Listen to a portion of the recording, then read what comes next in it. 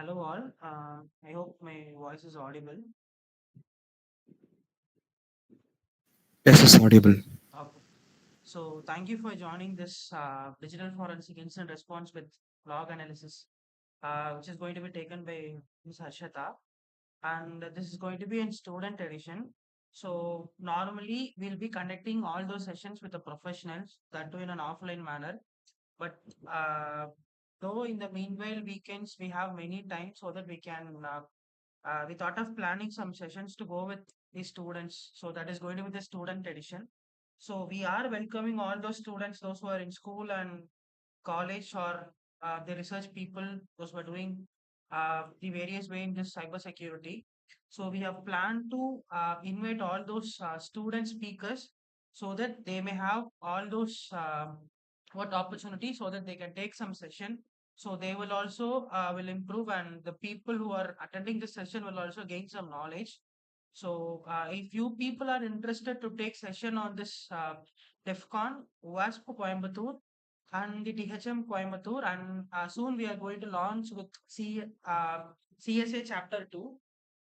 And if you are interested to take the student edition session in every weekend, you are always welcome.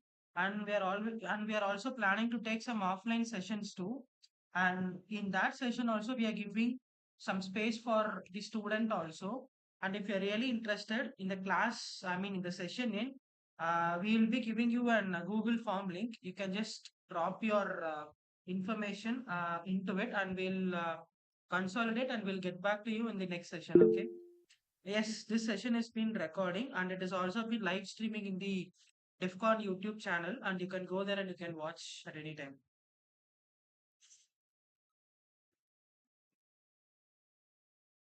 Okay. And by the end of this session, we'll be giving you another.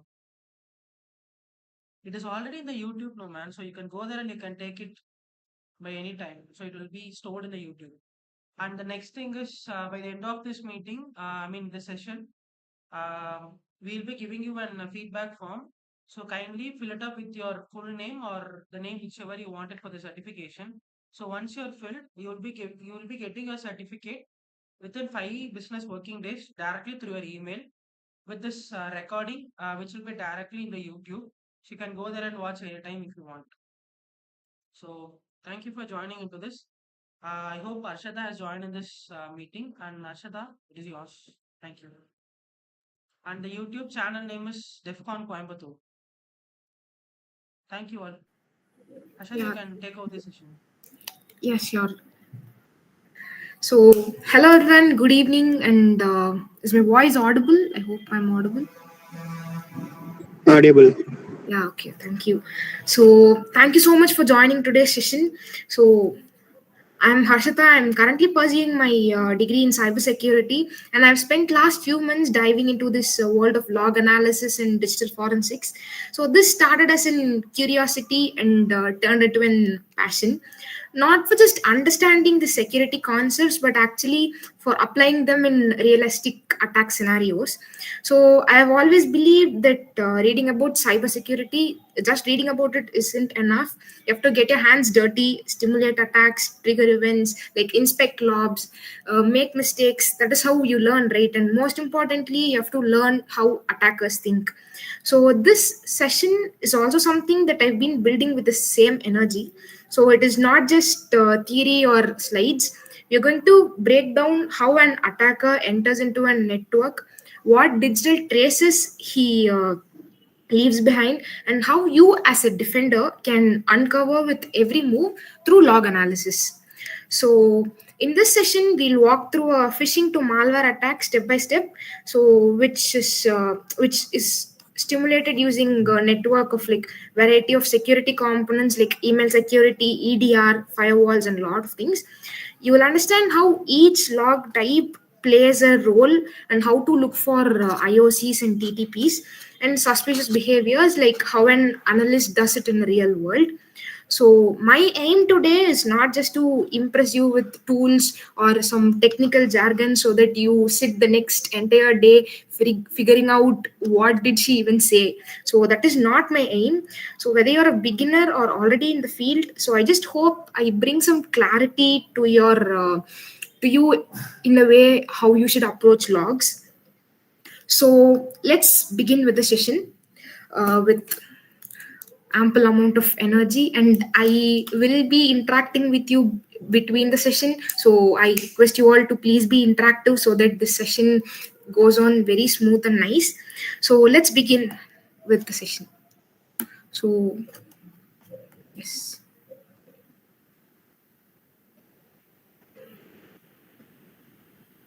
Okay. So, what are logs? You might think these logs are just some boring piles of data that are taking up your disk space. It is not like that. They are the digital footprints that every time a user logs in or an application runs or any process that happens inside your network, it is recorded in these logs. So they are like a black box of your environment. If something goes wrong, these logs hold all the clues to uncover what has happened. But here's the catch: logs are noisy. Like you'd have in a big infrastructure, you'd have TBs of data.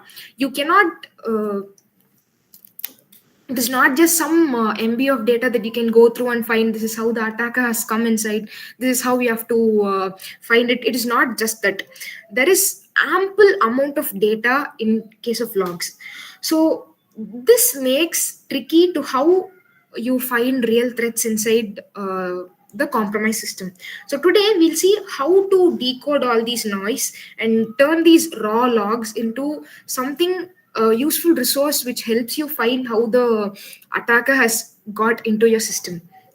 So yes, so this is a broad overview of what are all the types of logs. There are so many types of log under each these categories, and every single device or every single software, everything has its own separate logs which you can find. So just in case, let me say, like there was an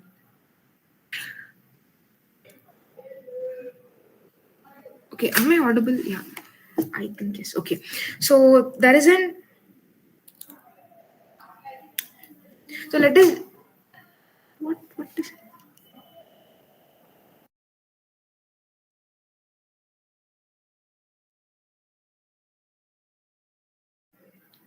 okay. So you just think of it like an attacker trying to get into your system. What will it first indicate is like authentication logs. So he will try to get uh, access to your credentials or something like that. All these things, it is recorded in the authentication logs. And when you go to system logs, it captures everything like the core operating system activities, like the startup, shutdown, the service, the process running, the hardware issues, and all those things. And in the network and firewall logs, the incoming and outbound traffic, like if an attacker gets into your system, he has to communicate with the C2 server, so which is an outbound connection, which will definitely be recorded in the firewall if there is any outbound connection initiated, so that you can look through the logs directly and find what the attacker has tried to do. So anything related to the port activity, anything related to the URL communicate, like sorry, suspicious communication, everything will be recorded in the firewall logs. So when we move to application logs, it logs event related to like the software behavior, the API request, and all those things. And the endpoint logs will record all the endpoint logs will record all the logs that are like you have endpoints in your network. It records all the logs of that particular system. And the email logs will have whatever the email communication that is given to you. It tracks the message flow, the delivery status, like is it delivered or not, it is quarantined or it is blocked, the email IP or the domain which has been sent the email to you has completely blocked or something like that. So each of these logs is important in your investigation. So if you miss any of this one logs, you might miss the whole attack flow. You might mess up the whole attack flow. Just in case you don't find you don't look into much into the authentication attack, the authentication logs, you might not find how the attacker has got initially into your system. So each of these logs are very important in your investigation process.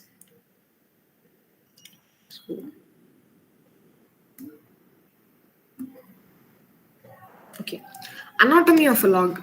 So logs follow certain pattern.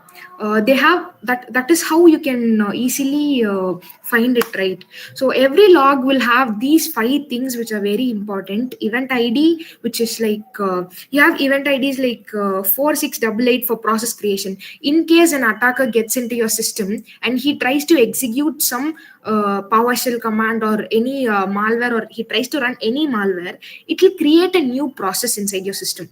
So which is this event id called 4648. And in case you have logs in case you have logs of like this system logs, you can go to your system logs event viewer and search for this particular event id and find all the logs that have been given in this particular event id, so that you can find what are the process created and how the attacker has tried to execute few commands inside your system. So next we have timestamp, log name will like be like what kind of log it is. Is it an application log? It is an authorization log? Is it a system log? It is a security log, and all those. And source, from where is it sourced from? And the user. This user is also one of the important thing in your log, because the attacker might get into the system as a normal user in your network, but he might try to escalate his privileges to the admin user. And how can you find this? You can find this using this user information and timestamp. So timestamp is also one of the like most important thing in your logs, because so let's say you have around 10 types of logs in your investigation. You have collected around 10 types of logs in your investigation. So what you find initially is in the authorization logs, you find that the attacker has got into the system around 12 p.m. today. Okay. So what you can do is the attacker has got into your system around 12 p.m. today. So in the next system logs, or to check if there is any process being executed, you can check for time later than the 12 p.m. to actually find. You don't have to waste time to find what are all the things that has happened before 12 p.m. and all. So this timestamp will help you correlate all the logs and create an complete attack flow. So that is all about the anatomy of an attack and how anatomy of a log and how it looks generally. So decoding an attack. So all of you like most of must known the phase in an sorry, the phases in an attack. It has initial access, execution, privilege escalation, lateral movement, and persistence. So first, initially, the attacker begins with initial access. Maybe it could be a phishing email or a brute force attempt. How can you find this? In case if it is an phishing email, you can look for any abnormal IPs inside your mail, abnormal domains that have been come, like a phishing generate phishing alert, all those things. You can, in case of a brute force attack, you could see multiple failed login attempts, login from unusual IPs, a new user account created, all these things. So next, the attacker moves to execution. He runs any code or script. Here's where these process logs and EDR logs we have to look for them. So the process logs, in the sense like it could the attacker, after initially getting access into our system, he might try to execute any malware or uh, any kind of command through PowerShell. So how can we find this? Using the system logs and process logs. So the privilege escalation is where the attacker tries to escalate his privileges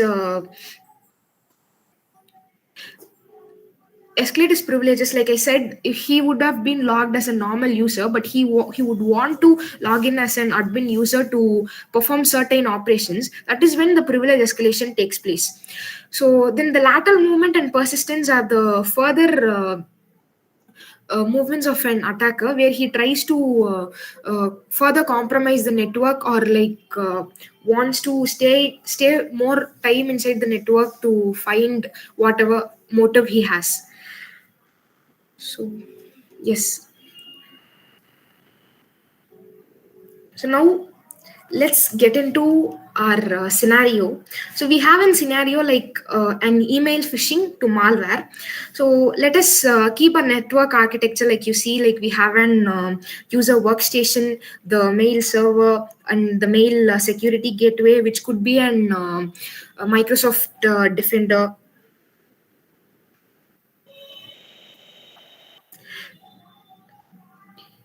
It could be a Microsoft Defender or any email security thing. So it could contain these firewalls, WAF, EDR. So let's say this is our basic network architecture, which has an employee's workstation who's also the victim, and the email security. So what the attacker initially does is the attacker sends a fake invoice, like a fake invoice, a phishing email which contains a fake invoice, but it is actually in PDF, but it contains a malware inside it. So the employee opens it and clicks the attachment which is disguised as in PDF, and it installs a malware and lets the attacker into the network. Let's say this is the scenario. So what the email security should have done is it should have triggered an alert and said and quarantine this entire email. But what sometimes happens is this email security, which should have triggered then which should have triggered an alert, it does not do it because this particular attacker has sent a this particular attacker has sent a PDF file to the victim. So this PDF file is actually this PDF file is like whitelisted inside the email security so that it does not trigger an alert. So this so let's say this mail is already inside the inbox. So now we go for this email logs. So now that we have this email log, we go to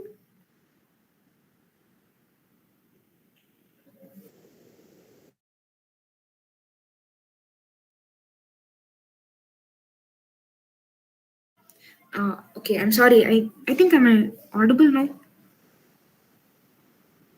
Yes. Yeah, okay, thank you.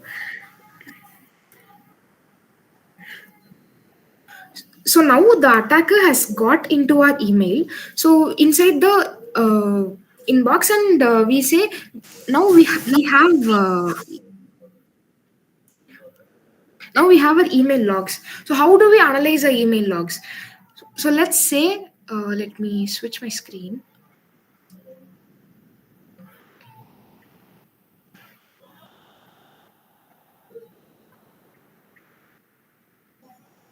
Okay.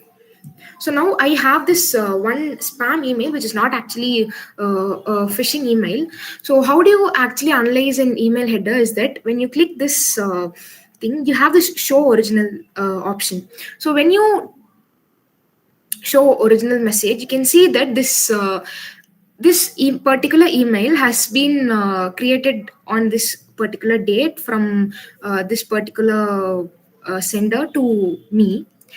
So we have three important things that are given in email. We have SPF, DKIM, and DMARC. So this SPF is the sender policy framework. What this SPF does is it makes sure the IP address sending the email it is authorized by the domain's DNS. So for in case let's say this attacker with an IP address in 91.series uses this domain name kotak.in to send me an email. So what this SPF does is it checks if whether the particular IP address belongs to the domain name. So in case if this SPF fails, the IP it means the IP is not allowed to send the emails for this particular domain. So, for example, the attacker's IP could send an email from this support.paypal.com. So, which is not true, correct? Like this particular domain does not have this particular IP. So, this SPF indicates that thing. So then we have DKIM, which is like the cryptographic signatures, which make sure the email hasn't been modified after being sent. So basically, this DKIM indicates that this message is tampered with any other files, or if it has been made changes or not. So we have, and this DMARC is like one of the is the most important thing is in this email log, because this DMARC is given a pass only if this SPF and DKIM is both passed. So here we can see this SPF has passed with this certain IP, which indeed does belong to this domain name, and DKNM is not is given a pass, which means the data hasn't been, the body of the data hasn't been tampered with. And we have this DMARC. Since this SPF DKM all both passed, we can see this DMARC has also been passed. So for more detailed analysis, we have a tool called MX Toolbox to analyze this email header. So you can go to this MX Toolbox and find that you can just paste this header. So you can find this header in the original message. You can copy this to your clipboard and paste this header to this email header analyzer, and you can analyze this header. So what this tool will do is it will give you that detailed view of if SPF and DMA, is it authorized, is it authenticated, is the signatures are valid or not. So you can see that the DMARC, there has been no record DMARC, so the SPF is good. And here you can see this, the DKIM signature has not been authenticated. This usually does not imply that this is a suspicious email. I'll tell you why. Because sometimes while passing through security scans or while scanning for viruses, the email might have been modified with.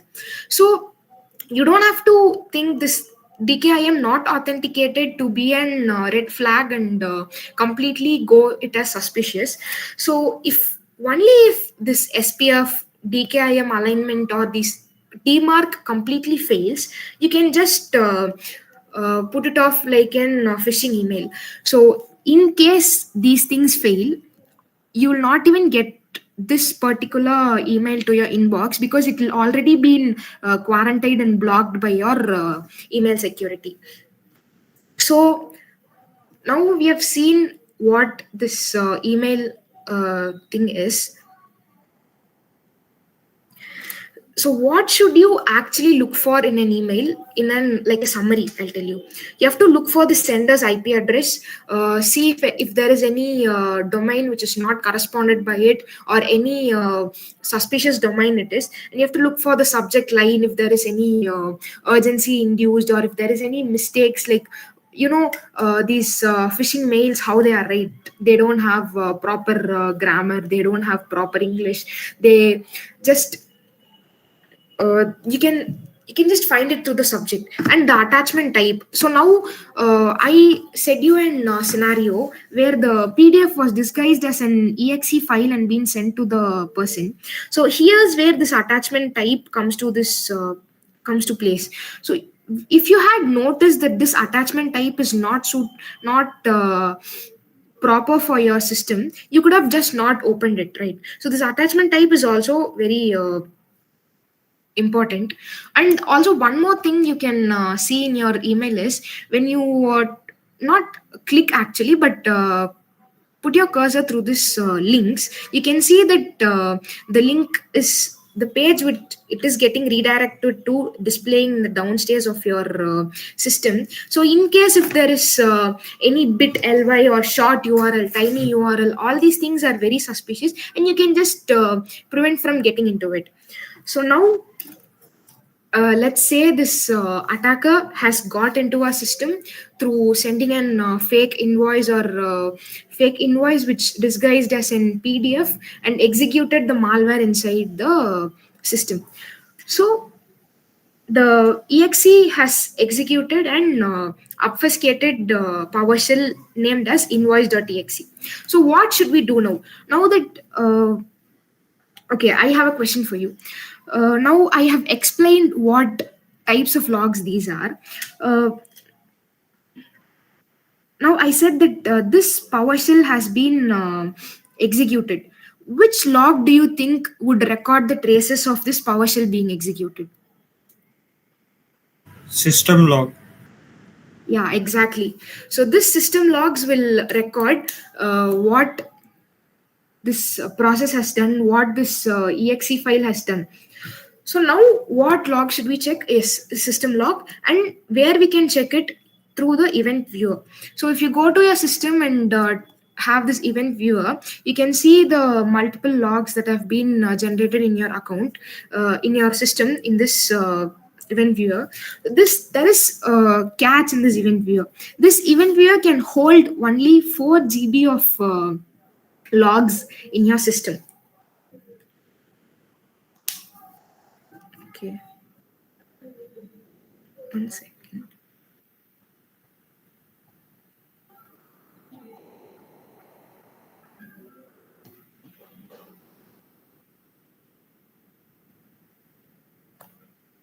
So here I have my event viewer. This event viewer will show you what are all the logs that have been collected inside your system, and you can view this logs through this event viewer thing. This is one of the tool which we can use to analyze these logs. So there is this one point, and when it comes to this event viewer, it can only log up to 4 GB of your logs inside your system usually. So what happens if this exceeds? The logs just simply overwrite. So it is very important every time, like in case if you get in case if you have to acquisite data in your compromised system, it is important to like image the thing first and then analyze for the event viewer, so that you interacting with the system doesn't create extra logs, and the traces don't get like erased, like, or overwritten. So since it's system behavior, we are checking for event viewer for the process ID 4688. So here you can see I've opened, you see Windows logs, where in Windows logs you have application logs, security logs, system logs, and all these. So now we are interested only about system logs. So we go to the system logs and see there are multiple. This is not in compromised system. This is my system which has this log, so it will not have any malicious things. We'll just imagine this is the compromise system, and we'll see how to look for it in a log. So how can you look for this particular, now that you know that this is going to create some process, how do you look for it? So we can go to this filter, and you can just look for the event logs. We have already selected system, and we can look for things like, you can go for this PowerShell.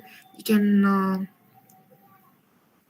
you have this PowerShell. So usually the commands are executed in PowerShells, right? So you can go to this PowerShell, and this event ID you can give it as 4688, and when you give OK, you'll be displayed with a lot of logs which correspond to the process creation in the PowerShell. So I have this PowerShell logs. So now if you see this, you can see this, it has run PowerShell.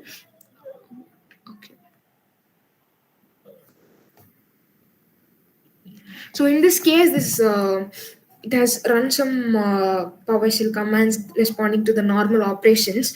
In our particular scenario, what happens is this particular invoice.exe runs on the PowerShell and tries getting into the system. So this event where is one of the place where you can search for these logs, and we also have another tool called Redline, where you can look for logs in these system look for these system logs. I'll show you that also. So we have this tool called Redline. So I hope you can see this. um, so I'll show you how to get acquisite the logs from the redline later. For now, we have redline which displays all the process that are happening inside your system. For example, you have to find the invoice.exe running. You can just go to this search and can see if any invoice.exe is running, or if so here there isn't something called invoice.exe running, so the it returns no match found.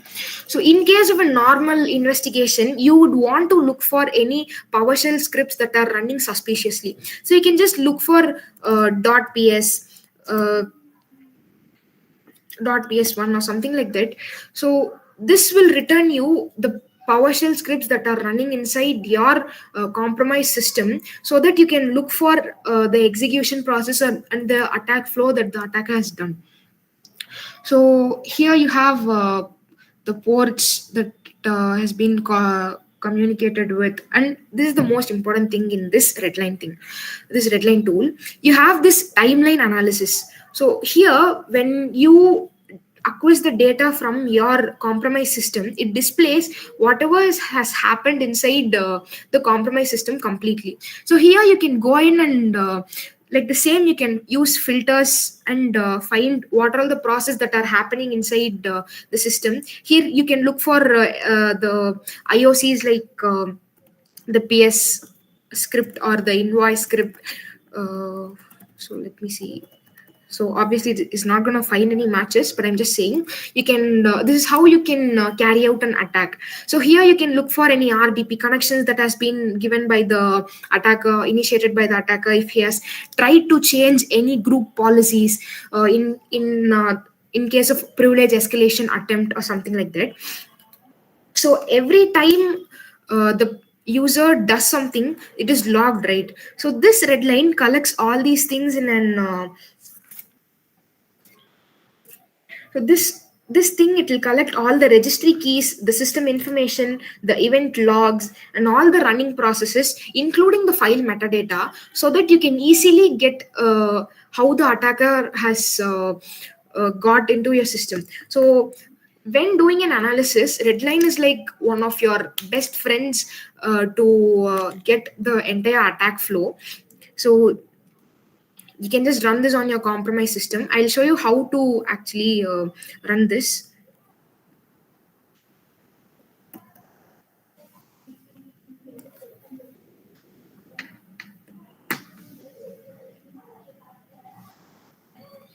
No, you can use redline for any of the OSs.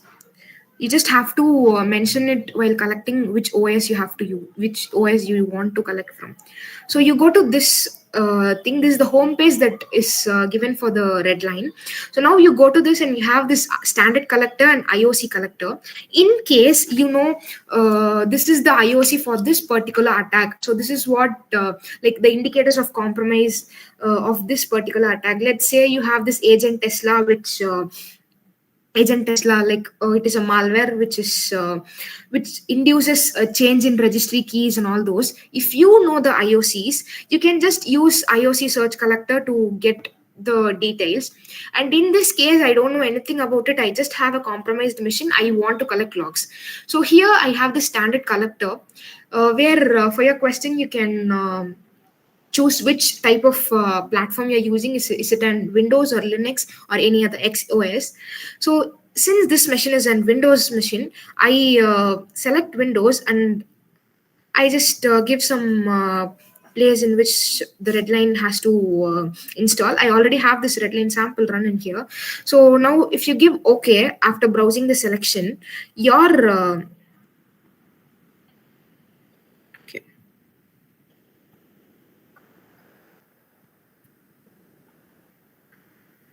So once again, okay. So here I have my sample logs where I have this redline sample collected from my system. You go to this redline sample and run this batch file. It is going to create an thing called session. See, this is going to create an folder called session, which will include this redline mans file. So you got this analysis session which has been created through the batch file, and now you open this, which will give you the timeline which I showed you before. So this is how you can analyze, like this is how you can collect your logs from your compromised machine through redline. So now getting back to our scenario. So what you have seen from till now is how the attacker has got into a system using the email, and then he has tried to execute an invoice.exe using the PowerShell script, and he has done this thing using he has run this invoice.exe using our system logs. So now,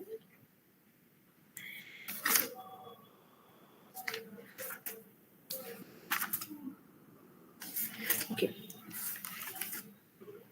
so now that we know this system log, now this execution part is done, we have to find that what this invoice exe has done to our compromise system. So we need to find if the malware is connecting to the attacker's C2 server. For what? Why does it do it? To start receiving any instructions about credential dumping or exfiltrating any data. So another question: what do you think? What do you think should be the logs that has to be analyzed now for the C2 communication to know if any communication has been attempted outside the network? Any guesses? Yeah, it is firewall or network logs. So what do we do in this firewall or network logs is we have to check for any unexpected outbound IPs. Now outbound connections that have been given from the victim system to the attacker system, which could be an indicator of an C2 server. And we can also look for large transfers which are happening inside the the system, which could indicate a possible data exfiltration. So yes, let us see an example of an firewall log. One second, let me share my screen for that firewall log.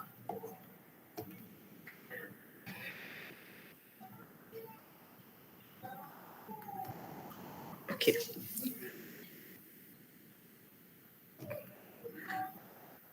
So is it not sharing? Okay. One second, I have some problem with sharing my screen. Yeah, it is done. Okay, now this is the firewall log.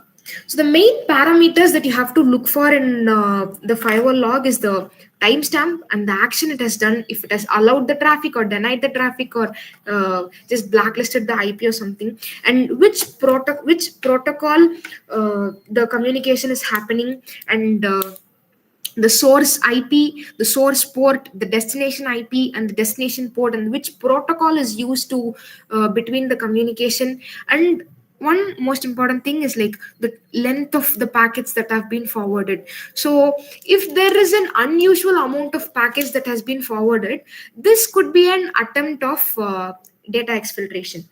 So why this firewall logs will help you is it will find any external IP or any outbound traffic that has been executed through your system.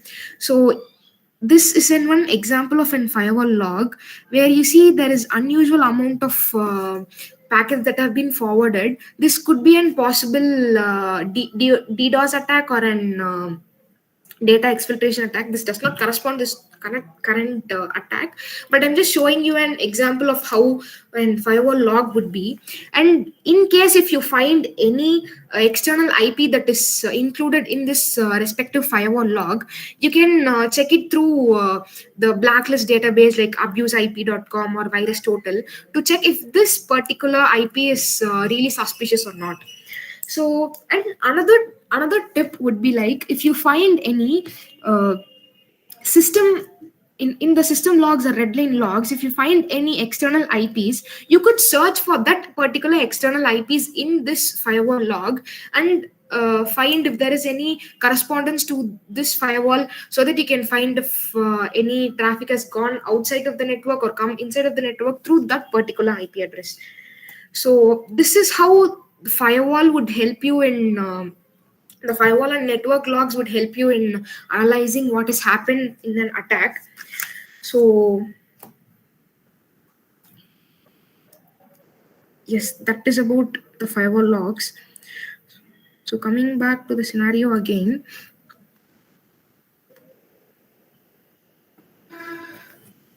So now what has the attacker done? Sent an email, it has executed an invoice, and we have checked through firewalls that, and let's say we have found an external IP that has tried to exfiltrate data. So here's when we have a DLP. DLP is like data loss preventer, which stores information about the events. If any sensitive data is being exfiltrated, or it stores information about the file transfers in general. So when you look through a DLP log, you could find if there is any possibility of data exfiltration. So taking this scenario, we have this DLP log. So here we can see that in the log, the the attacker has tried to upload a file named first.xlx to, okay, one second.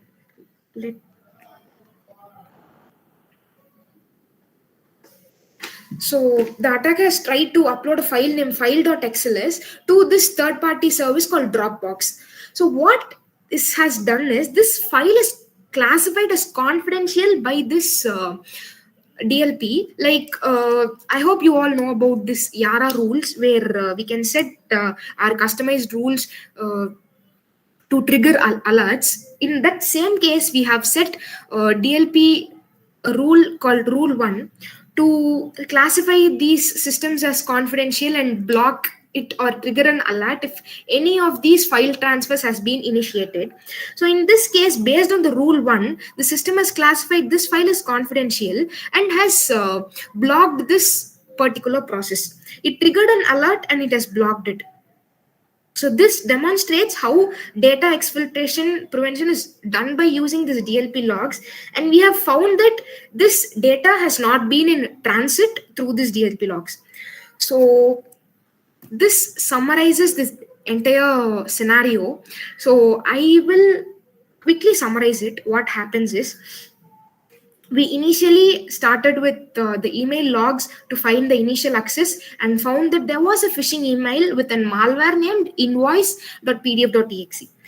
To check if it was executed, we went through the system logs and found out that yes, it was indeed invoice.exe running inside the computer.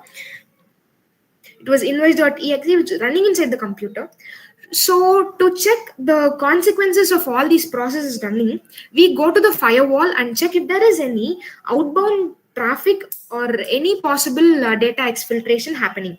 So while checking this firewall, we have found that through logs there was an outbound connection through an suspicious IP. So when this IP has been checked through the DLP log, and we have found that it has been tried to exfiltrate the data, and which blocked the data exfiltration in the end. So this particular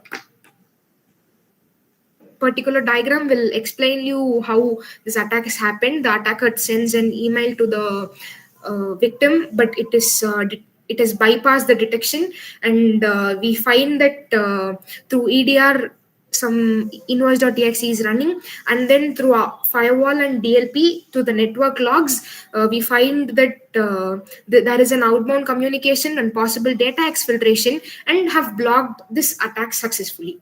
So this is all about this first scenario about how an attack happens. And here we have covered 3 logs. Email logs, we would have seen how to analyze the email headers. And here in EDR logs, we saw event where where we saw the system logs and see how PowerShell is executed inside it. And we have redline logs where we can analyze using timeline how an attack happens. And we saw firewall logs and compromised DLP log, which actually blocked an attack. So we have connected through three logs to find this particular attack. So when you if you would have listened to me, you could have found me saying IOCs. So what these IOCs are is they are indicators of compromise that this particular when you find any IOC like a malicious IP or a suspicious URL, or find any particular registry changes that the particular malware is supposed to do, this indicators of compromise could be a key for you to find what this attack has happened. So let me show you an example. So I hope you all know about this ransomware called Lockbit. So this is an there is an IOC for this. So now when you look through this, it shows that it exfiltrates data using all these sites called this file sharing sites. And if you find any of this file sharing site inside your log analysis, you could confirm that this particular Logbit ransomware the attacker is trying to perform on our system. So this is where this indicators of compromise help you. So these could help you in detecting this known attacks quickly, or like even correlate the new events to whatever the malware is happening. Or if there is any zero-day attack, you could write an IOC which corresponds to it. Like if you find any a new zero-day attack, and if you analyze these logs, you would find few registry changes or any specific PowerShell execution that is done by this particular attack. It could be an IOC. So this phishing to malware, what were the IOCs? It is the sender's email address which was suspicious, and the attachment called pdf.exe, who sends a pdf.exe in a normal intention. So it was an IOC. And the header anomalies like the DKIM authentication was not found and all those. And the process IOC could be like the invoice.exe has been invoice.exe has been run inside your system. And the one of the main IOCs would be it uses Dropbox as an third party file sharing service to exfiltrate the data. So this is all about IOCs. So I hope you have gotten a clear understanding about what IOCs are. So I have another scenario of a brute force attack flow. So can any of you say what this SSH means? Like, do you have any idea about SSH? Secure. Yeah, it is secure shell. Yes. So it is a protocol which is used for connecting this remote system in a network. So its authentication is usually username, password, or SSH keys in case of good secured company. So it is usually username and passwords. So how a brute force attack would be carried out in an SSH brute force instance? So the attacker tries to get the user's login credentials by triggering many combinations to gain access of this particular SSH shell. So first, initially, the attacker finds that okay, this domains or this IP server's particular SSH shell is open through file scanning or through port scanning, like Nmap scan or Shodan search would get you that this particular port 22 SSH port is open in this particular server. So then they prepare a common list of username and passwords like root, admin, test, uh, any common uses that we normally use. So then they use automated tools or a custom script to try this username password combinations and get access into this particular system. If the credentials are correct, the attacker gets in. If not, the tool keeps running till if there is any rate limiting or any log monitoring, or if the attacker tries to tries authenticating using the same IP address, he might even get blacklisted for it. So if the login is successful, the attacker gets in the server. So from this server, he could get a remote connection, and from that he could escalate whatever he wants to do. So this SSH server has something called SSH logs, which registers which who, what, uh, which username, what password, what did they try to authenticate, and all these things. So this is how we could uh, find how this brute force is happening through SSH logs. So I have an SSH log sample. Let me show you that.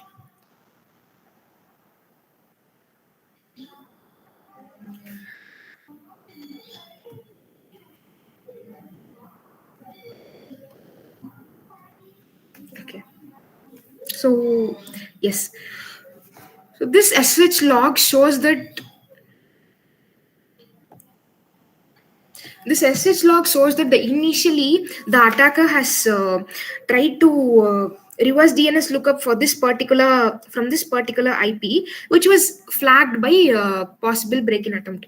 So now there is an this thing has been flagged like a possible break-in attempt. What you can do is, you found this particular IP has tried to DNS lookup for your system. So what you can do is, you can try this particular IP in any blacklist database like abuse.ip or any virus total.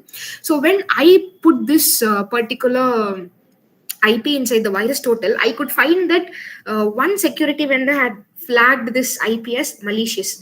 So this could be a malicious attack. So here you can confirm that this is not some user who is sleepily getting trying to authenticate inside your system, and this could be a suspicious person, an attacker who is trying to get into your system. So now you can see this the attacker has tried to log in as a user called webmaster from this particular IP address, and it has written that this particular webmaster is an invalid user. So this confirms us the person is trying to use publicly available datas or like common usernames to get into this particular SSH server. So we can see there are multiple entries of authentication failure, like the person has tried to get into this system using webmaster, and he has used root, he has used test9, he has used multiple usernames to get into this get into this server, and you can see this PAM. So can any of you say what could PAM mean? PAM. I'll give you a clue. It is one of like authenticating services. Privilege access management. Yes, exactly. It is privilege access management. So, what is privilege access management services? It is used to manage the authentication and privileges for the users who are in the network. Here, this PAM has also denied the It has also denied the access to the attacker, and has given us it as authentication failure. So now, when you see these logs, there has been 552 attempts to get into the system in a short period of time. So this could normally raise in suspicion, and you can confirm that this is an brute force attack. So I had a doubt initially why the attacker has tried 552 times, and why has it not been he has not been blocked, or nothing has been happened inside this log. So the reason could be like the organization does not follow rate limiting, or it does not care about its security. It could be something like that. So you can look for these logs and see if there is any successful authentication. Like you can search for you can just search success, something like that. I didn't get anything from this, but in the last of the logs, when I scroll to the end, I could find that the password was accepted for this particular user. So it could be the attacker who has tried to get into this system and has finally cracked this user like jmzhu and the password from this particular port. It could also be the normal user who had tried to get into it, but not after this many brute forcing attempts. It could be the attacker who has finally got into the shell. So what do you why would you use this SSH logs in DFIR? I can get your question. What can I even get benefited from this? So you can identify the source IPs. So you have got multiple IPs in here. So if any, like you can see this particular IP has succeeded in connection, succeeded establishing a connection between your SSH server. So you can take this particular IP, and look for it in the firewall logs if there is any possible outbound connection. So this is how you correlate with the logs. You can look for other logs which corresponds to this particular IP, and that is how you carry out an attack. So you can check for usernames which has been targeted. In this case, the usernames were root, user, user9, test9, webmaster, all these things. So all these things are the common usernames that are found on the internet. You can just download it as an txt and you can find it. But this particular user, this particular server, if it has if it does not have commonly used usernames, it could have escaped from this particular brute force attack. So you can check for successful logins, and in this particular SSH log, you can check for successful logins. So you can see that the session has been opened for this particular user. So you can go check the system logs of this particular user to find if there is any further connections or further execution by this particular user which could be suspicious. So this is how an SSH brute forcing, like initial access, could later result into post exploitation. So yes, that is about the SSH logs. So I'll just quickly summarize what we have seen in this scenario. So we saw the attacker has done an port scanning to find that the port 22 has been opened so he tries brute forcing through an SSH enabled server, where we saw the logs. Those are the logs of user login attempts. He uses automated logins because in short period of time nobody can manually sit and type each user, right? So it is obviously automated. You can use tools like Hydra or any custom Python scripts also. So it could either result in two of the things. The attacker miserably fails or just gains an session access. In this case, he got the valid credentials and he got the cell access, which he can use for post exploitation. If not, this invalid credentials, these logs will show multiple failure attempts, like how we saw in these SSH logs. So this SSH attack brute force is like the example of how an attacker could get his initial access. So that is about this particular scenario.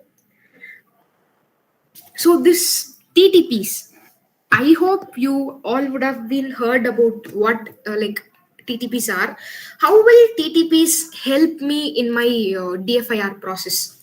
So we saw this particular scenario about brute forcing and SSH. Okay.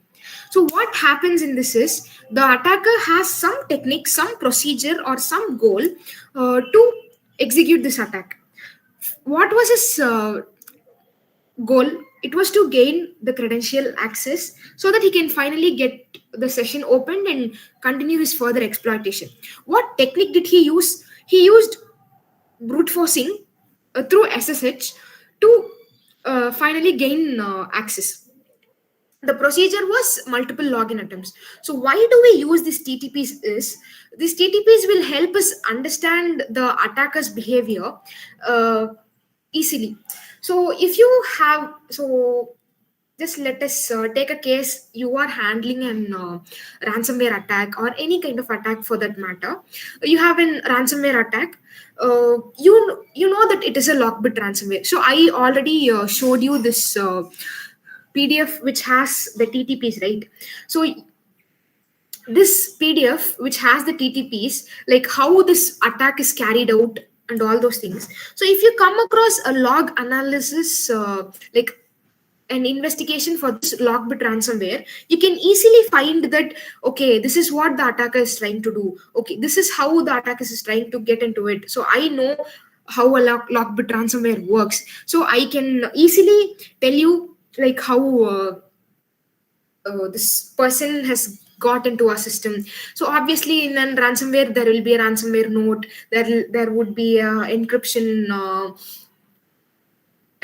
like the encryption messages and the registry changes, the setting changes, the files being hashed, the changes have been happened. So what this TTPs exactly do is it will help you understand how the attack has been processed and how it is been happening.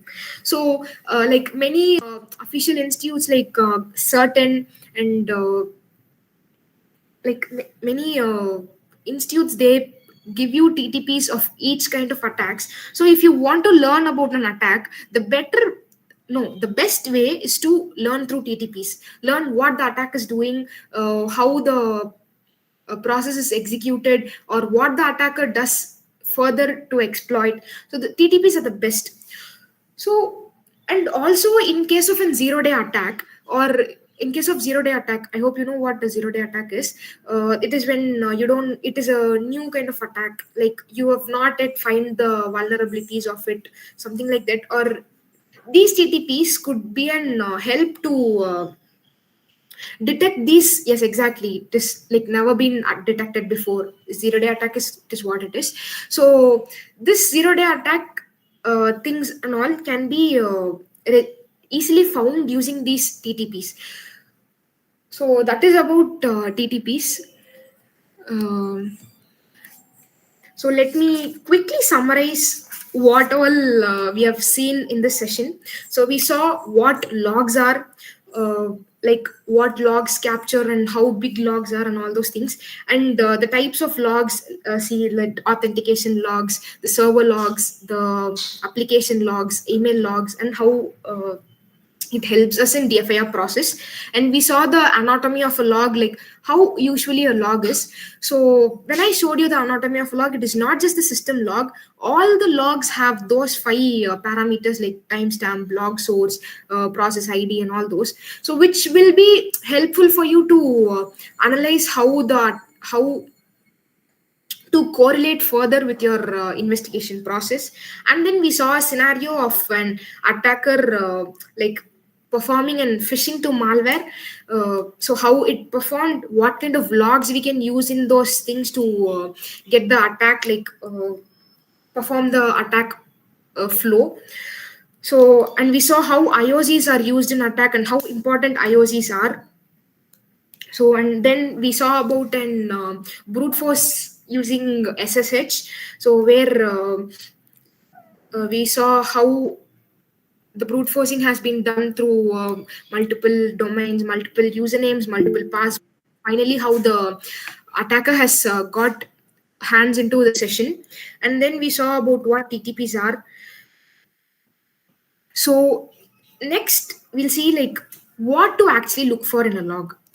So we know we have multiple log sources. Like these are not the only logs that are inside the your system. Like there are multiple logs, like as I said, for each application, for each SIM tool, for each tool you have different kind of logs. So what should you actually look for in the logs to find the potential attack? In case of an authorization log, authentication log, you know that it is done, it logs whoever the user logs in and all those. So what should you look for if there is any unusual time? So you know, in case of an Indian company which works 9 to 5, there is no way a user from China or from Russia or say that any country logs into it at 2 a.m. So this unusual time of authentication could indicate suspicious behavior. So you could here's when you can use these timestamps to look if there is any suspicious things in system logs. You can look for any new process ID creation. So you could look for any specific error relating to the event ID, or unexpected service has been stopped. So there was one case where I was getting the logs from internet. I was looking through it. So there was one case where the attacker had disabled the firewall first. So this was recorded in the system logs. So this could be a very suspicious behavior. Obviously nobody disables the firewall, right? So here you can notice that the attacker has tried to disable the firewall and everything. So you can look for privilege escalation attempts and installation of any new software. Like for the persistence, the attacker can install any rootkits or any backdoors inside the system. So you can look for any of those. In case of a network of firewall logs, we have these parameters like protocol, action, the bytes transferred, and how long has the session has been happening.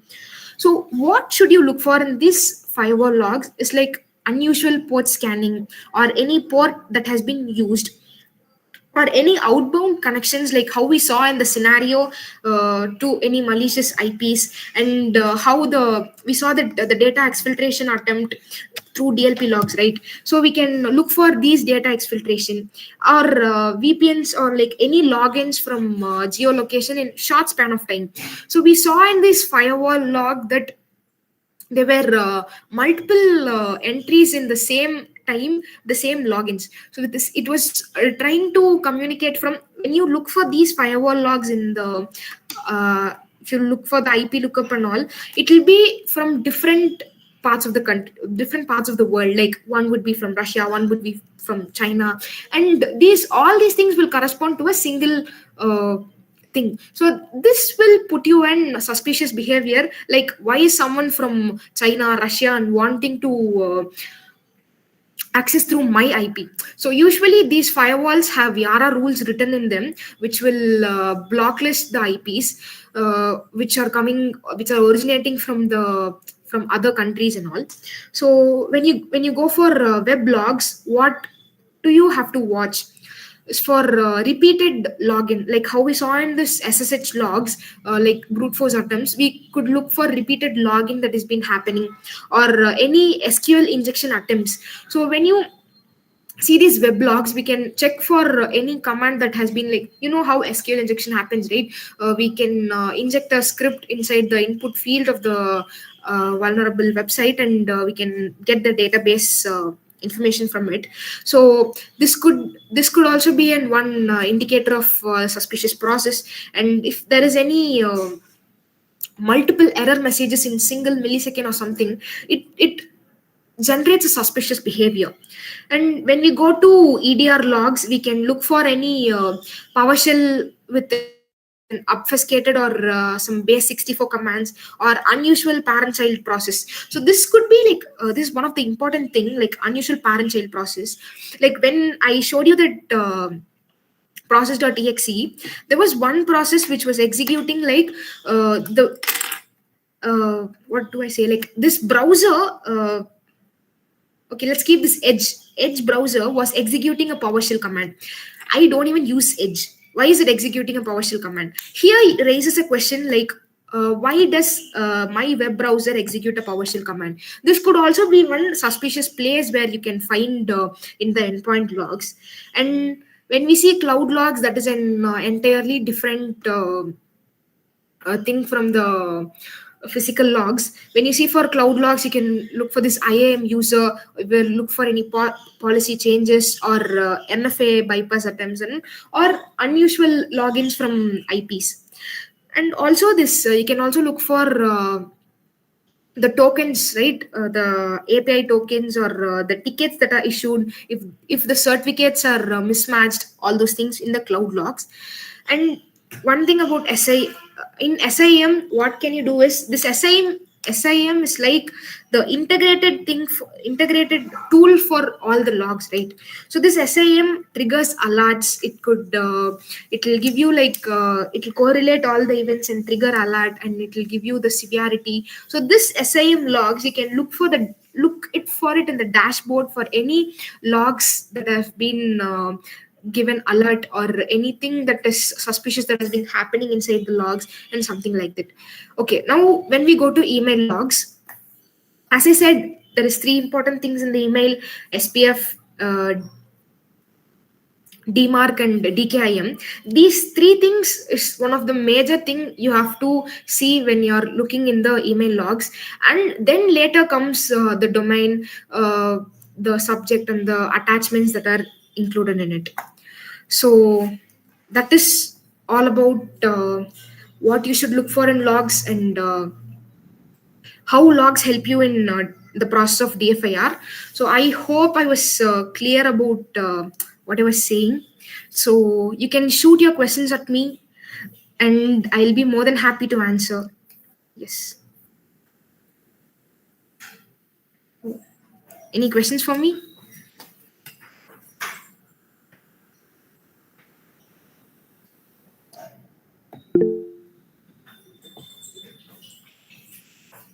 So I think you can just unmute and ask. You don't have to raise hands.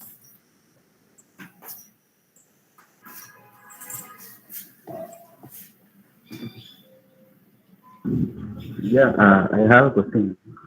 Yeah, yeah, sure. Yeah, if in our organization we have multiple security technologies like NOC, XDR, ADR, firewall, then we need to. I'm sorry, your voice is actually kind of blurred. Can you repeat the question? I'm audible. Yeah, you're audible now. Yes, Yeah, please. we have multiple security technologies: NOC, firewall, XDR, EDR. Then why we need SIM tool? So actually, this SIM tool, one benefit of this SIM tool is you don't have to like this SIM tool is like a centralized tool where you can correlate all the logs. So yes, obviously you have firewall, EDR, XDR, and everything, but this SIM tool will correlate all the logs, and it is easy for you to look for logs in single place instead of looking out for everywhere, right? So I believe that is one thing about SIM. It is centralized, so it is easy for you to look for the logs or any anomalies that has been caused. Okay, thank you. Yeah, thank you. Yeah, sure. I have a doubt. Like these logs are used after the usually most often like after the attack, or also during the attack. It's these logs are more useful. So yes, good question. Actually, these logs are something you'll have to monitor continuously. You know, like SOC, right? Yeah. Security operations. So what they do is their entire thing is to monitor what is happening inside the system. That is also like where logs come. They monitor the logs, look for alerts, and see whatever is happening inside the system. In case if there is any anomalies, they report it. Yes, right. So this log is not only important for the aftermath, like for the investigation process. It is important even when in a normal day, like to monitor what is happening inside your system. Yes, I hope that answered your question. Yeah. Thank you. Yeah, thank you.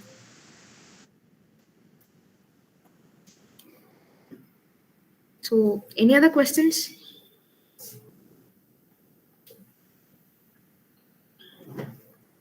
And I really hope you can see the QR code. So please fill out the feedback form to receive the certificates. With please keep your names like how you want it in your certificate. Please fill out it in the feedback form rightly so that you can get the certificates. Okay, so thank you, Harshita, for this great session. And I think participants, I have given the feedback form in the comment option, I mean the chat option. You can go there and fill out your feedback, and the name which you are giving in the form will be printed as the name in the certificate. And for the next session, we are going to have in a WASP side. So we are going to invite a professional person for IoT hacking. Then after that, we are going to have an upcoming session with the student edition, again with a professional. Then again next week is going to be the professional one. It's going to be a circle form, and then we are going to have an offline session within a 1 or 2 months, and you can come here to the Coimbatore, and we'll be giving you the venue before a month itself, so you can come there and you can network with all the professionals, students, and with industrial peoples, everyone. And if you have any doubts, you can right away ask here. And I think Rohit would have shared the Defcon WhatsApp group link. You can go there and you can, join there.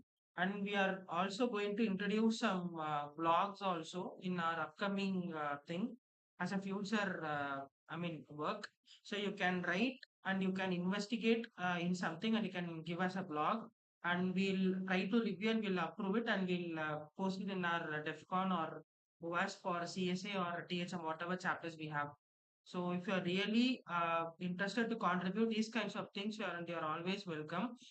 And we're also needed for volunteers who can come here and organize such kind of sessions, or you can create posters and many technical writing people we are in need of. And if you are really interested, please do show your interest to us.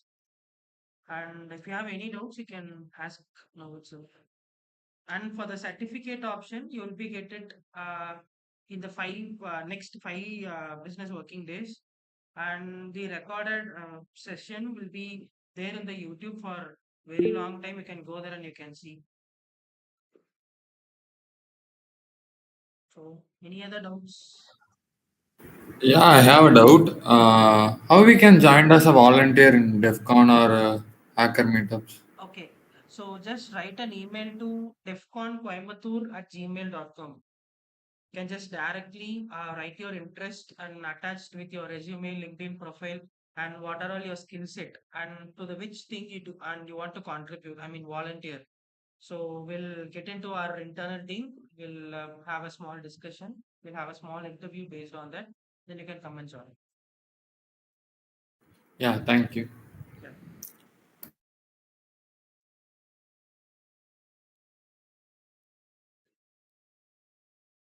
Any other doubts?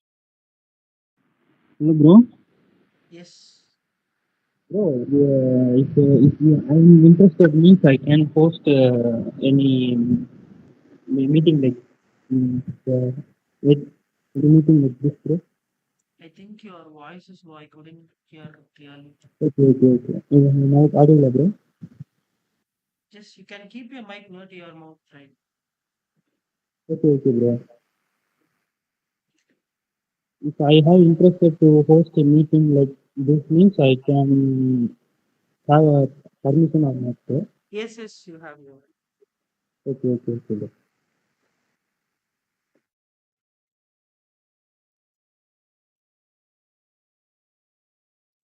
Any other doubt? Bro, what is the procedure to have hosting authority like that? I think your voice is low. I couldn't hear anything.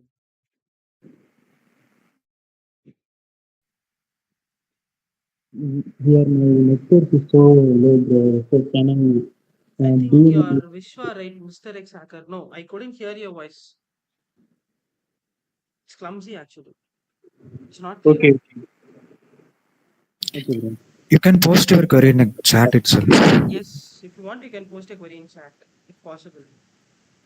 I think your voice is not completely audible.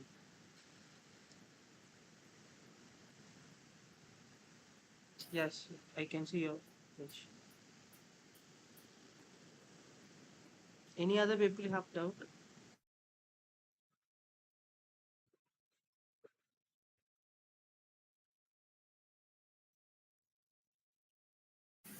Yeah, I have some note about like if a common people are using WhatsApp or any kind of suspicious which they receive, how can they analyze these kind of things or any kind of like PDF? That's kind of things. Before they clicking on, how to they avoid these kind of things.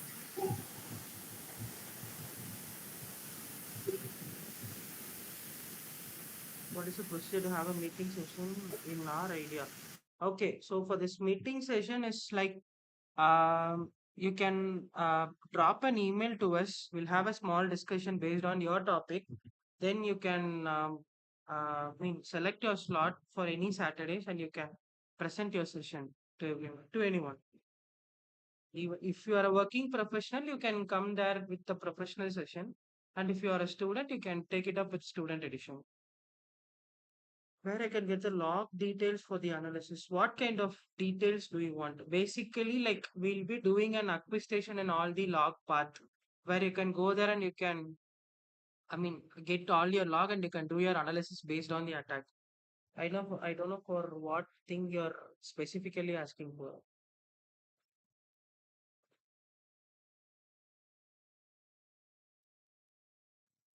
I think he's asking for like the logs, example logs, how to like I got Example it. logs, you can go there and collect it from the GitHub because there are a number of logs. Because we cannot able to share the compromise log because many sensitive and PA data can be exposed. So if you want, you can go there and check it up with the GitHub. There are a number of things. And there are some institutions and other communities which they're giving some sample logs too. So you can go there and check it up. That's just do a small version to you. You can get within 10 to 5 minutes.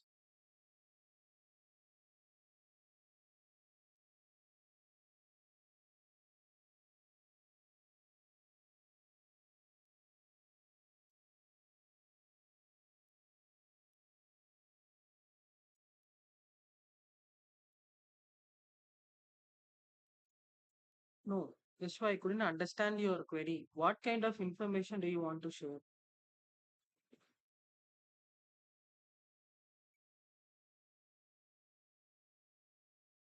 Yes, you can use this, this community for your career upskilling. Yes, you can do it. Yes, no worries. You can just drop an email requesting for a session. We'll take it up with the internal team and I'll get back to you.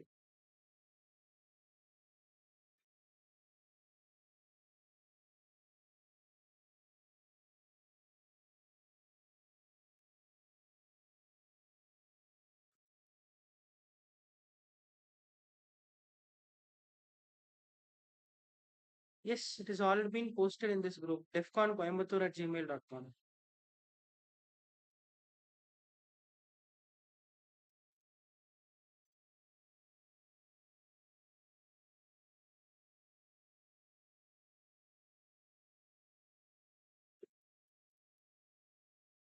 Okay, I think we can close this session.